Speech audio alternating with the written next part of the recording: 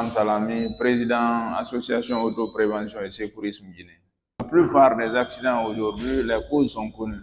Quand vous prenez un accident, déjà, nous avons toujours cité ces trois facteurs. Soit c'est l'état de la route, c'est l'état du véhicule ou c'est l'état du conducteur. Donc, si vous prenez aujourd'hui ces trois cas en Guinée, 99% est lié au facteur humain, c'est-à-dire celui qui est en train de conduire. Déjà, connaissant la route jusqu'à Zérékouré, si vous voyez aujourd'hui la façon dont les chauffeurs roulent, ça reste à désirer. Déjà, l'excès de vitesse est là, le véhicule n'est pas entretenu. En plus, vous allez voir, il y a aussi des surcharges qui sont là. Donc, c'est pourquoi nous avons toujours conseillé aux gens de faire beaucoup attention. Donc, vu ces différents cas d'accidents qui se passent aujourd'hui, la plupart des accidents, vous prenez par exemple la route de Kindia, c'est des accidents radiateur contre radiateur, c'est-à-dire la collision entre deux véhicules. Donc, en résumé, on peut dire que la plupart des accidents aujourd'hui est lié au facteur humain. Parce que déjà, regardez, si la route est mauvaise, il roule doucement, il y a moins d'accidents. Mais dès que l'état de la route est excellent, vous allez voir que ils vont rouler aussi avec excès de vitesse. Et chez nous aujourd'hui, vous constaterez qu'il n'y a pas de radar pour dire que tel chauffeur est en train de rouler à 80-90 km par heure. Le ministère de la Sécurité qui est là ne cherche pas aussi à définir ces itinéraires-là, dire que dans tel endroit ou tel endroit, il faut rouler avec 60, 70 ou 80 km par heure. Vous prenez ces routes dont nous sommes en train de parler là, il y a les animaux qui sont sur ces routes-là aujourd'hui. Si vous avez une fois voyagé vers l'intérieur du pays, il y a des trous qui sont là. Donc, si le chauffeur lui-même ne se contrôle pas, ça veut dire que nous allons vivre toujours avec ces cas malheureux. Oui, l'une des causes aussi, parce que nos routes ne parlent pas. Il n'y a pas de panneaux de signalisation, surtout au niveau de ces zones dont nous parlons aujourd'hui, vers Marela et autres. Vous allez voir que même l'élégage des trucs ne s'effectue pas. Donc, les routes ne sont pas dégagées. Et nous sommes à une période, c'est pourquoi on dit l'État doit investir sur nos routes aujourd'hui parce que depuis combien de temps ces accidents en répétition sont là. Donc si ces routes-là ne parlent pas et partout où vous allez, vous constaterez même qu'il y a ces endroits, il y a des panneaux de signalisation, mais les gens ne savent pas quelle est l'importance de ces panneaux. Donc il faut une formation.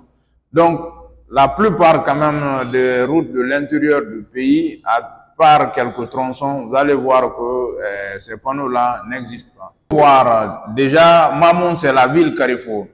Donc, avant d'arriver à Mamou, c'est l'unique voie qui est là aujourd'hui. Donc, il y a trop de trafic sur ces routes-là par rapport aux autres tronçons.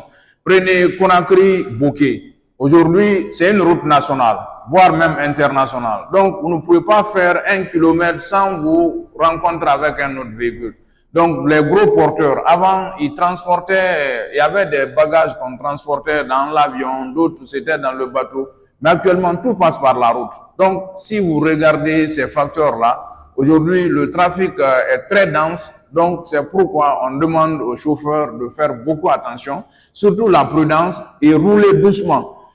Qui était Conakry aujourd'hui pour aller à Bouquet, personne ne doit rouler plus de 80 km par heure. Si le ministère des Transports travaillait et l'aiguisait, donc normalement les gens ne doivent plus rouler à plus de 80 km par heure. Parce que dès que vous roulez à plus de 80 km par heure, l'état de la route, ce n'est plus les autoroutes.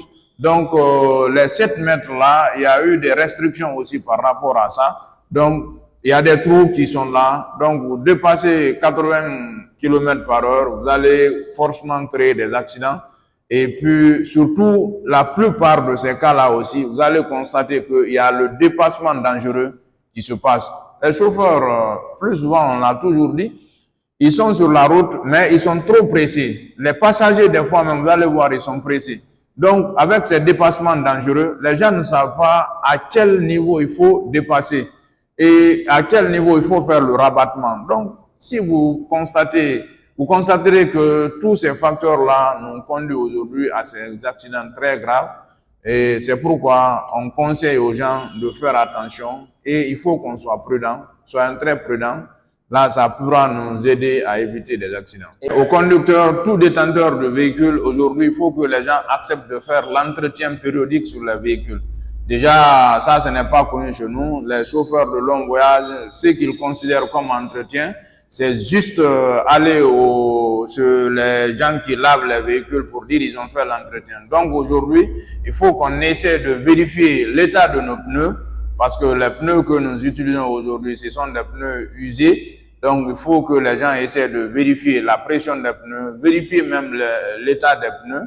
En plus, il faut aussi suivre l'entretien périodique. C'est-à-dire, le matin avant de sortir, il y a des préalables qu'il faut faire. Il faut voir le niveau d'hydraulique, le système de freinage.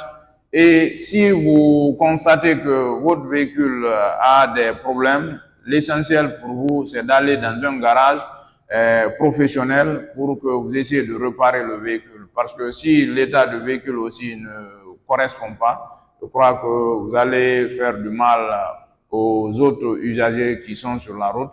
Parce que ce qui se passe aujourd'hui, nous sommes tous concernés et déjà, si chacun prend sa responsabilité, je crois qu'on pourra réduire ces différents cas d'accident.